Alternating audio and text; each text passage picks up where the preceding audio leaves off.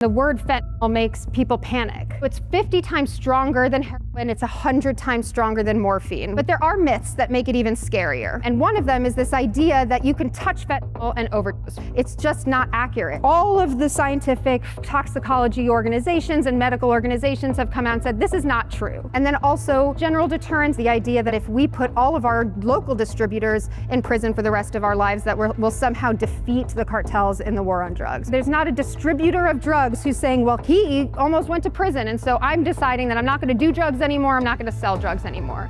That is not how it works. In the same vein, this idea that most of these deaths are happening accidentally isn't totally accurate. The vast majority of fentanyl users are wanting to use fentanyl. It is unfortunately a very, very addictive substance.